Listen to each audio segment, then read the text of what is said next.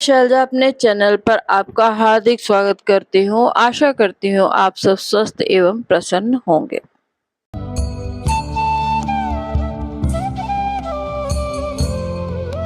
शिव पुराण शतरुद्र संहिता पहला अध्याय। सूत जी से शौनक आदि मुनियों का शिवावतार विषयक प्रश्न। वंदे महानंद नंत लीलम महेश्वरम सर्वविभुम महांतम गौरी प्रियम कीर्तिक विघ्नराज समुद्र वम शंकर मादिदेवम। मैं परम आनंद स्वरूप अनंत लीलाओं से युक्त सर्वत्र व्यापक महान गौरी प्रिय कार्तिकेय और गजानन को उत्पन्न करने वाले आदिदेव महेश्वर शंकर को नमस्कार करता हूँ। शौनक जी बोले, हे व्यास शिष्य, हे महाभाग, हे ज्ञान और दया के सागर सूत जी, आप शिव जी के उन अवतारों का वर्णन कीजिए जिनके द्वारा उन्होंने सज्जन व्यक्तियों का कल्याण किया है। सूत जी बोले, हे मुने, हे शौनक, मैं शिव जी में मन लगाकर और इंद्रियों को वश में करके भक्ति पूर्वक शिव जी के अवतारों का वर्णन आप महर्षि से कर रहा हूँ। आप सुनिए। हे मुने, पूर्व काल में इसी बात को सनत कुमार ने शिव स्वरूप और सत्य पुरुषों की रक्षा करने में समर्थ नंदीश्वर से पूछा था। तब शिव जी का स्मरण करते हुए नंदीश्वर ने उनसे कहा था। नंदीश्वर बोले, हे सनत कुमार, सर्वव्यापक तथा सर्वेश्वर शंकर के विविध कल्पों में यद्यपि असंख्य अवतार हुए हैं, फिर भी मैं अपनी बुद्धि के अनुसार यहाँ उनका वर्णन कर रहा हूँ। 19वां कल्प श्वेत लोहित नाम वाला जानना चाहिए। इसमें प्रथम सद्योजात अवतार कहा गया है। उस कल्प में जब ब्रह्मा जी परम ब्रह्म के ध्यान में अवस्थित थे, उसी समय उनसे शिखा से युक्त श्वेत और लोहित वर्ण वाला एक कुमार उत्पन्न हुआ। ब्रह्मा जी ने उस पुरुष को देखते ही उन्हें ब्रह्म स्वरूप ईश्वर जानकर उनका हृदय में ध्यान करके हाथ जोड़कर प्रणाम किया। उनको सद्योजात शिव समझकर वे भुवनेश्वर अत्यंत हर्षित हुए और बार बार सद्बुद्धि पूर्वक परम तत्व स्वरूप उन पुरुष का चिंतन करने लगे।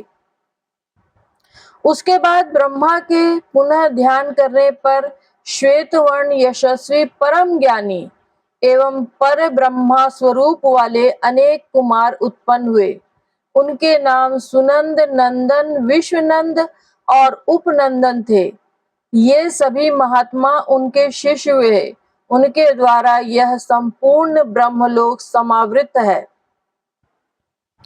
उन्हीं सद्योजात नामक परमेश्वर शिव जी ने प्रसन्न होकर प्रेम पूर्वक ब्रह्मा जी को ज्ञान प्रदान किया एवं सृष्टि उत्पन्न करने का सामर्थ्य भी प्रदान किया। इसके बाद 20वां रक्त नामक कल्प कहा गया है, जिसमें महातेजस्वी ब्रह्मा ने रक्त वर्ण धारण किया। जब पुत्र प्राप्ति की कामना से ब्रह्मा जी ध्यान में लीन थे, उसी समय उनके रक्त वर्ण की माला तथा वस्त्रों को धारण किए हुए रक्त नेत्र वाला तथा रक्त आभूषणों से अलंकृत एक कुमार प्रादुर्भूत हुआ। ध्यान में निमग्न ब्रह्मा जी ने उस महात्मा कुमार को देखते ही उन्हें वामदेव शिव जानकर हाथ जोड़कर के प्रणाम किया। तदुपरांत उनसे लाल वस्त्र धारण किए हुए विरजा, विवाह, विशोक और विश्व भावन नामक 4 पुत्र उत्पन्न हुए। उन्हीं वामदेव नामक शिव ने प्रसन्न होकर प्रेम पूर्वक ब्रह्मा जी को ज्ञान प्रदान किया और सृष्टि उत्पन्न करने की शक्ति भी प्रदान की। 21वां कल्प पीतवासा इस नाम से कहा गया। इस कल्प में महाभाग्यशाली ब्रह्मा पीत वस्त्र धारण किए थे और इस कल्प में जब ब्रह्मा जी पुत्र की अभिलाषा से ध्यान कर रहे थे, तो उसी समय उनसे पीतांबरधारी महातेजस्वी तथा महाबाहु एक कुमार अवतरित हुआ। उस कुमार को देखते ही ध्यान युक्त ब्रह्मा ने उन्हें तत्पुरुष शिव जानकर प्रणाम किया। शुद्ध बुद्धि से वे शिव गायत्री तत्पुरुषाय विद्महे महादेवाय धीमहि का जप करने लगे। संपूर्ण लोकों से नमस्कृत महादेवी गायत्री का ध्यान मग्न मन से जप करते हुए देखकर महादेव जी ब्रह्मा जी पर बहुत प्रसन्न हुए। उसके बाद ब्रह्मा जी के पार्श्व भाग से पीत वस्त्रधारी अनेक दिव्य कुमार उत्पन्न हुए। वे सभी कुमार योग मार्ग के प्रवर्तक के रूप में प्रसिद्ध हुए। तदंतर ब्रह्मा जी के पीतवासा नामक कल्प के व्यतीत हो जाने के पश्चात शिव नामक एक अन्य कल्प प्रारंभ हुआ। उस कल्प के 1000 दिव्य वर्ष बीतने पर जब सारा जगत जल में था, उस समय ब्रह्मा जी प्रजाओं की सृष्टि करने के विचार से समस्त जगत को जल में देखकर दुखी होकर सोचने लगे। उसी समय महातेजस्वी ब्रह्मा ने कृष्ण वर्ण वाले महापराक्रमी तथा अपने तेज से दीप्त एक कुमार को उत्पन्न हुआ देखा, जो काला वस्त्र, काली पगड़ी, काले रंग का यज्ञोपवीत, कृष्ण वर्ण का मुकुट तथा कृष्ण वर्ण के सुगंधित चंदन का अनुलेपन धारण किए हुए था। ब्रह्मा जी ने उन महात्मा घोर पराक्रमी कृष्ण पिंगल वर्ण युक्त अद्भुत तथा अघोर रूपधारी देवाधिदेव शंकर को देखकर प्रणाम किया। इसके बाद ब्रह्मा जी अघोर स्वरूप पर ब्रह्म का ध्यान करने लगे और उन भक्त वत्सल तथा अविनाशी अघोर की प्रिय वचनों से स्तुति करने लगे। तत्पश्चात ब्रह्मा जी के पार्श्व भाग से कृष्ण सुगंधानुलोपन से लिप्त कृष्ण वर्ण के 4 महात्मा कुमार उत्पन्न हुए। कृष्ण, कृष्ण शिख, कृष्णास्य, कृष्ण कंठधृक, इस प्रकार के अव्यक्त नाम वाले वे परम तेज से संपन्न तथा शिव स्वरूप थे। किसी प्रकार के उन महात्माओं ने ब्रह्मा जी को सृष्टि करने के लिए घोर अघोर नामक अत्यंत अद्भुत योग मार्ग का उपदेश दिया। श्री सूत जी ने कहा, हे मुनीश्वरों, इसके बाद ब्रह्मा जी का विश्व स्वरूप इस नाम से प्रसिद्ध एक अत्यंत अद्भुत कल्प प्रारंभ हुआ। उस कल्प में पुत्र कामना वाले ब्रह्मा जी ने शिव जी का मन से ध्यान किया। तब महानाद स्वरूप वाली विश्व रूपा सरस्वती उत्पन्न हुई और उसी तरह से शुद्ध स्फटिक के समान कांति वाले सभी आभूषणों से अलंकृत परमेश्वर भगवान शिव ईशान के रूप में प्रकट हुए।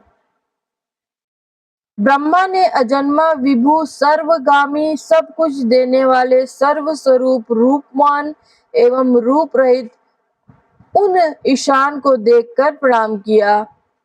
इसके बाद सर्वव्यापक उन ईशान ने ब्रह्मा को सन्मार्ग का उपदेश करके अपनी शक्ति से युक्त 4 सुंदर बालकों को उत्पन्न किया। वे जटी, मुंडी, शिखंडी तथा अर्धमुंड नाम वाले उत्पन्न हुए। वे योग द्वारा उपदेश देकर सधर्म करके योग गति को प्राप्त हो गए। नंदीश्वर बोले, हे सनत कुमार, हे सर्वज्ञ, इस प्रकार मैंने लोक के कल्याण के निमित्त शिव के सद्योजात आदि अवतारों का संक्षेप में वर्णन किया। हे महाप्राज्ञ, तीनों लोकों के लिए हितकर उनका संपूर्ण यथोचित व्यवहार इस ब्रह्मांड में फैला हुआ है। महेश्वर की ईशान, तत्पुरुष, अघोर, वामदेव तथा सद्योजात नामक 5 मूर्तियां ब्रह्म संज्ञा से इस जगत में प्रख्यात है। उनमें ईशान प्रथम तथा सर्वश्रेष्ठ शिव रूप कहा गया है, जो साक्षात प्रकृति का भोग करने वाले क्षेत्रज्ञ को अधिकृत करके स्थित है। शिवजी का द्वितीय रूप तत्पुरुष संज्ञक है, जो गुणों के आश्रय वाले तथा भोगने योग्य सर्वज्ञ पर अधिकार करके स्थित है। शिव जी का जो तीसरा और अघोर नामक रूप है वह धर्म के व्यवहार के लिए अपने अंगों से संयुक्त बुद्धि तत्व का विस्तार करके अंतःकरण में अवस्थित है। शिव जी का चौथा रूप वामदेव के नाम से विख्यात है, जो समस्त अहंकार का अधिष्ठान होकर अनेक प्रकार के कार्यों को सर्वदा संपादित करने वाला है। सर्वव्यापी शिव जी का ईशान नामक रूप श्रोत्रेंद्रिय, वागींद्रिय और आकाश का ईश्वर है। बुद्धिमान विचारक शिव जी के तत्पुरुष नामक रूप को त्वचा, पाणी, स्पर्श और वायु का ईश्वर मानते हैं। मनीषीगण शिव जी के अघोर नाम से विख्यात रूप को शरीर, रस, रूप और अग्नि का अधिष्ठान मानते हैं।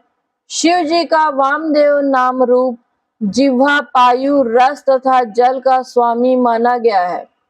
शिव जी के सद्योजात नामक रूप को नासिका, उपस्थेंद्रीय, गंध एवं भूमिका अधिष्ठात्र देवता कहा गया है।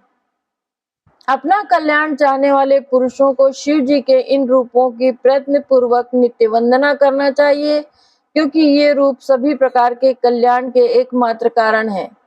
जो व्यक्ति सद्योजात आदि की उत्पत्ति को सुनता अथवा पढ़ता है, वह संपूर्ण भोगों को भोग कर परम गति प्राप्त करता है। बोलो हर हर महादेव।